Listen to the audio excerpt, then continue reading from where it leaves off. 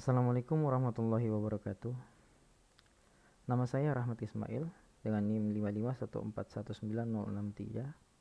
Saya akan mempresentasikan tentang elemen-elemen urban design di Kecamatan Limboto, Kabupaten Gorontalo, Provinsi Gorontalo. Yang pertama kita mulai dari definisi urban design itu sendiri, yaitu pertama, urban design adalah seni menciptakan, membentuk dan mengatur kota-kota secara keseluruhan. Ia melibatkan berbagai elemen-elemen perkotaan seperti desain bangunan, ruang publik, transportasi, jasa, dan fasilitas. Dan yang kedua kita masuk, dan selanjutnya kita masuk ke 8 elemen urban design. Yang pertama yaitu tata guna lahan. Tata guna lahan merupakan rancangan 2 dimensi berupa denah peruntukan lahan sebuah kota. Ruang-ruang 3 dimensi bangunan akan dibangun di tempat-tempat sesuai dengan fungsi bangunan tersebut, sebagai contoh seperti kawasan perdagangan. Ya, di situ akan dibangun ya banyak toko-toko atau pertokoan, dan contoh lainnya itu kawasan pemerintahan, yaitu akan dibangun di situ ya bangunan-bangunan pemerintahan. Dan yang kedua yaitu bentuk dan masa bangunan. Bentuk dan masa bangunan membahas mengenai bagaimana bentuk dan masa-masa bangunan yang ada dapat membentuk suatu kota serta bagaimana hubungan antar masa. Nanti ada hubungan antar masa-masanya gitu.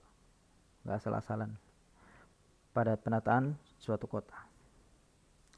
Yang ketiga yaitu sirkulasi dan parkir.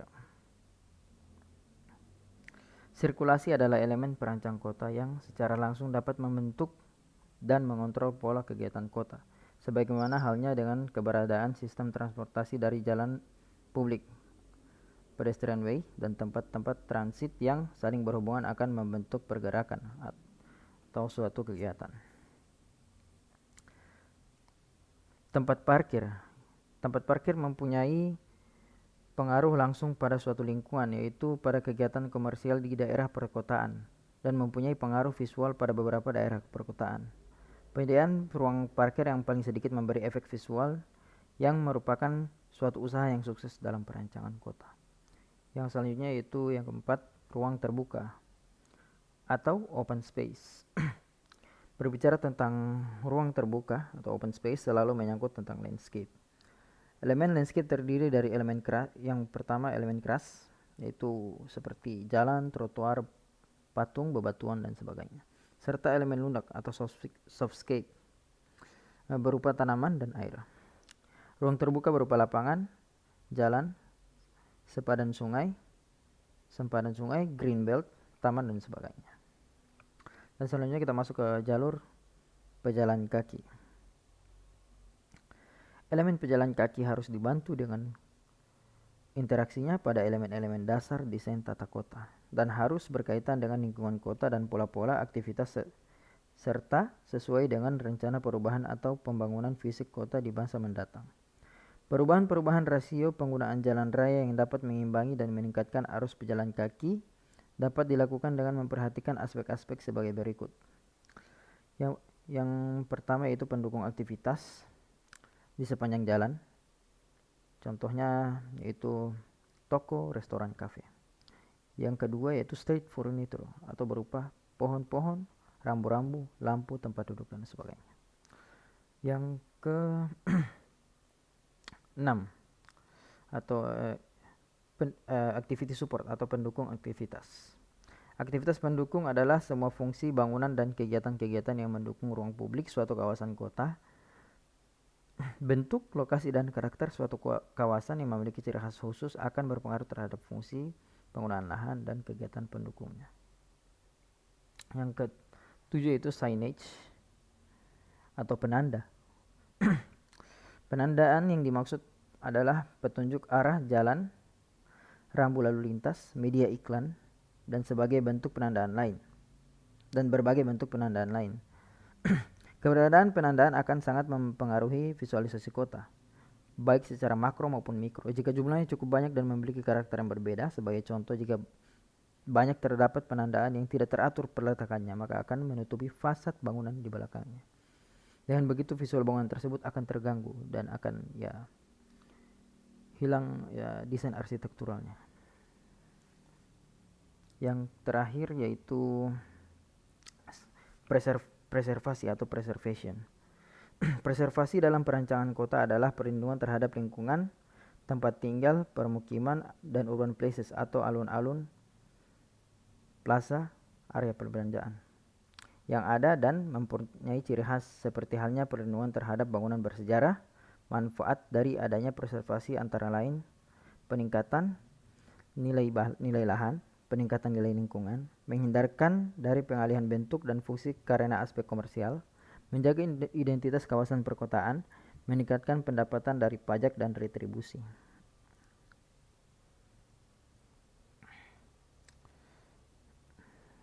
Oke, kita masuk kepada contoh-contoh dari elemen-elemen yang tadi yang berada di kota Limboto, kecamatan Limboto, Kabupaten Gorontalo. Yang pertama yaitu tata guna lahan atau land use. Limboto adalah sebuah, pertama kita mulai dari dari pengertian pengertian tentang kota Limbotonya. Limboto adalah sebuah kecamatan di Kabupaten Gorontalo, Indonesia. Dari 19 kecamatan yang ada di Kabupaten Gorontalo, Limboto juga merupakan ibu kota. Ibu kota Kabupaten Gorontalo terletak di 0,30 derajat lintang utara, 1 derajat lintang selatan, 121 derajat bujur timur, dan 123,3 derajat bujur barat. Dan ini adalah yang dipaparkan ini adalah contoh tata guna lahan atau land use yang ada di kota Limboto. Yang warna merah ini itu adalah kawasan pemerintahan. Jadi di situ banyak bangunan-bangunan dari pemerintahan. Dan yang warna hijau adalah kawasan pendidikan.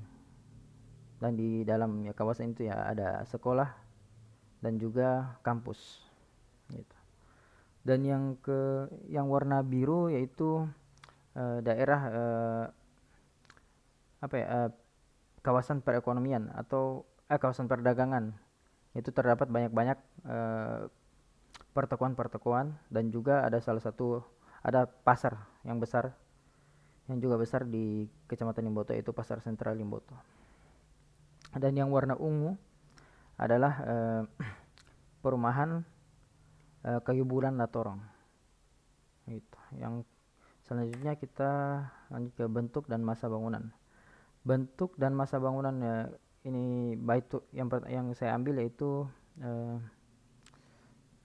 Masjid Baitur Rahman Limboto. Bentuk dan masa bangunan Kecamatan Limboto Masjid Baitur Rahman Gorontalo ini terbilang modern. Hal ini dibuktikan dengan beberapa bangunan besar dan juga menara yang didirikan, beberapa bangunan tempat pendidikan dan juga kantor-kantor pemerintahan dan lain sebagainya. Dan yang ketiga yaitu kita masuk ke sirkulasi dan parkir. Sirkulasi dan tempat parkir di Kecamatan Limboto di Gorontalo tetap baik, tapi beberapa hal dapat dilihat pada beberapa tempat dan juga parkiran. Apalagi ini parkiran ini banyak om-om bentor ya, sering asal-asal parkir. Bisa-bisa itu menjadi membuat visual itu jadi kurang.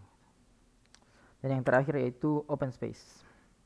Open space atau ruang terbuka di Kecamatan Limboto ini yaitu terbilang cukup memadai ya, dengan adanya itu taman taman budaya dan juga taman yang di samping menara itu, dan juga banyak tempat lainnya di sekitaran Limboto ini. Dan juga itu di taman budaya ini terdapat banyak fasilitas seperti tempat duduk, ada trotoar dan lain sebagainya. Mungkin hanya itu yang bisa saya sampaikan. Mohon maaf apabila ada kekurangannya. Terima kasih. Wassalamualaikum warahmatullahi wabarakatuh.